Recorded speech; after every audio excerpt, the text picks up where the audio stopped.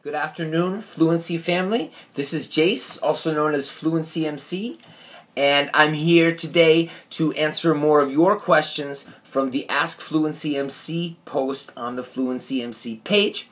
And I'm excited to do these videos because it's not like real life conversation, but it's a little bit better than just text typing our chats. So please feel free to ask more questions on the page, and I will respond to some of those questions in videos. So today I'd like to answer a question from Sausen. She's asking about how to do better in oral exams in English. So there are many different ways to give advice about speaking tests. But one thing is, because the test is not like real life, right? You're under time pressure to answer. You don't know exactly what you're going to have to talk about usually. And you're under pressure to do well for a grade or in your school. So the reason I'm talking about how a speaking test is not like real life, in real life you don't have to memorize certain things to be able to say them quickly and correctly. But when you're taking a test like this, you really can't think too much, or you don't want to translate or try to think of how to organize. You want to have that automatic up here.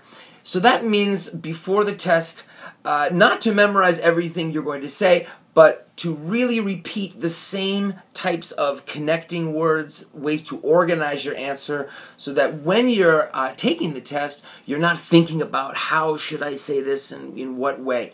So that's one tip. If anyone's interested in more about speaking test tips, please chat on this post and we can talk more about that.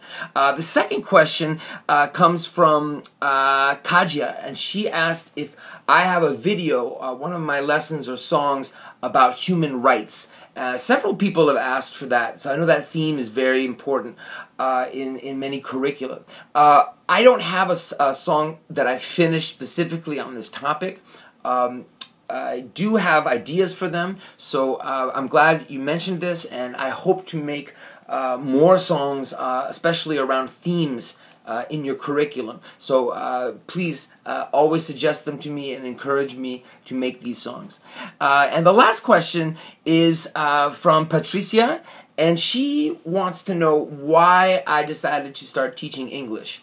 I was in a graduate program in psychology studying language and communication, and I realized that I wanted to focus on this more in a language learning context. And I knew I wanted to teach. I'd always wanted to teach.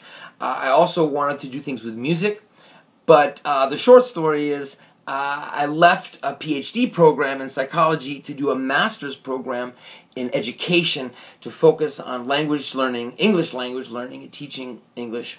And I guess the most exciting thing for me about teaching English is the way that I can get learners more motivated and passionate to use the language, to ask more questions, to get more interested in what they're doing in the classroom and outside the classroom. So until next time, thanks everybody in the family. Peace and much respect.